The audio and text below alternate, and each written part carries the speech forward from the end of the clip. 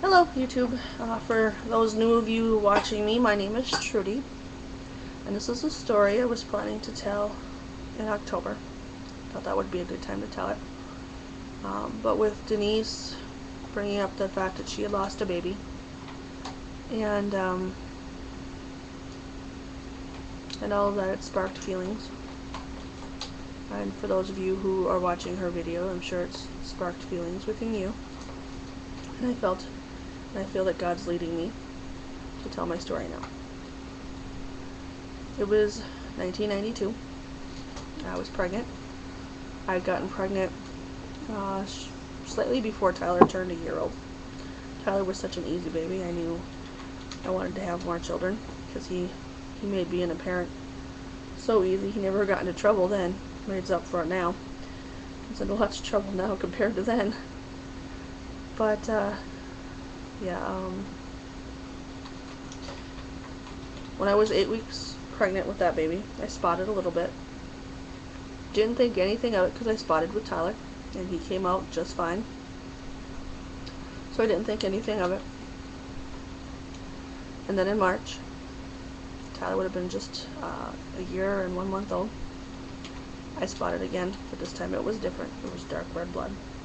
And I knew something was seriously wrong. And I got on the couch. And I didn't want to think that anything bad would happen, so I started writing in this baby book. The next day I went in and they did an ultrasound. And I got the news that my baby was gone. I was 12 weeks pregnant. They said it's the medical term is called a missed abortion, which I've always hated. And they gave me a choice if I wanted to wait for the baby to come out on its own, which they said because it's a missed abortion that it probably wouldn't, which could lead to an infection and the chance of not being able to have children, or I could schedule to have a D&C done. But of course I did the D&C because the baby had already been sitting in there for a while now, and so they scheduled the D&C, and I was had to be a week later, so I went home. And we had a family gathering we had to go to.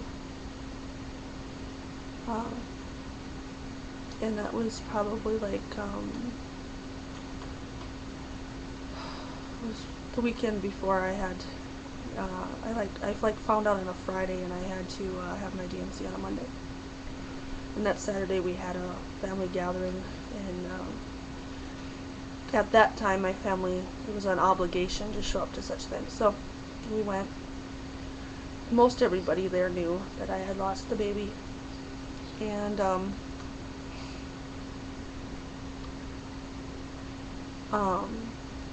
there was one person that came up and congratulated me on being pregnant, and I had to tell her that the baby was gone.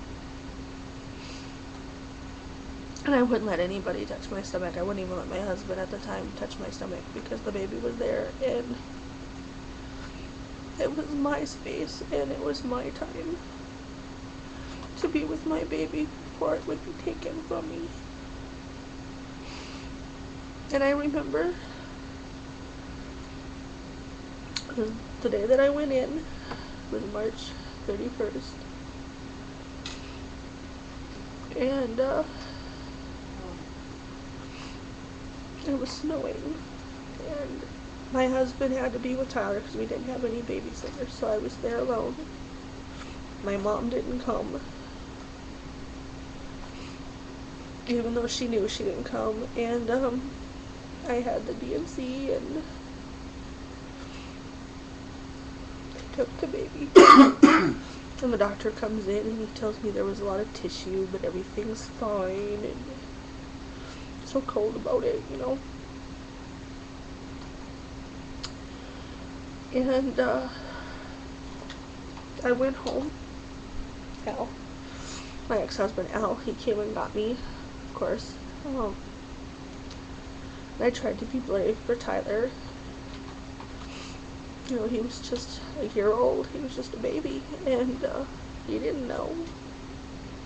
So I was brave for him. I mean, you hear all these stupid things after you miscarry. You know, it's God's will, and oh, you can have another one, and well, luckily you already have one, and all those things that people who mean well say, but you know, it doesn't really help any.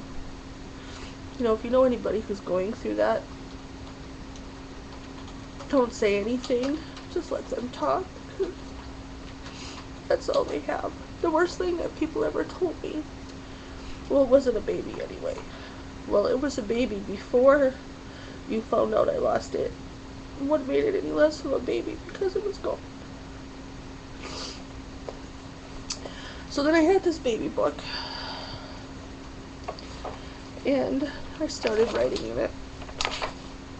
Started poems.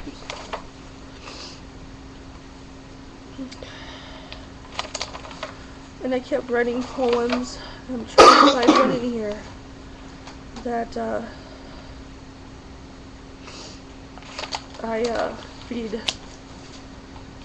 I have lots of them in here.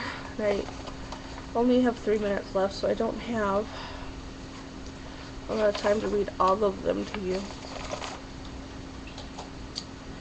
This is the poem I wrote for him, and for the first,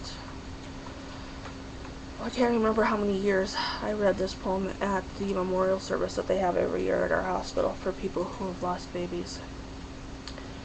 And I've read this every year, and I'm going to read it for you now. No tiny fingers, hands or toes. No little eyes, mouth or nose. No prints left by tiny feet. No sweet baby for me to greet. My baby was taken to a higher place, and I am left with this empty space. There was no warning, there was no clue. Nothing could be done, nothing I could do. One day I was pregnant, and all was okay. And like the next, a D&C would take my baby away. There was no justice. It was so unfair to have my baby taken without a care. October 17th was my baby's due date. That's what the doctor did say. And on March 31st, my baby was taken away. My baby was just 8 weeks gestational, that's all. He was far too tiny and far too small. Far too small for me to hold. Far too young to have little clothes to fold. Far too tiny for me to see what sex my baby he would be. Far too tiny, far too young to be placed in his own grave. Far too few mementos or memories for me to save. Far too tiny to be touched, too small for me to feel. It takes all I've got to keep my baby real. Each life we give but just a name, and though my baby be small, he lived just the same.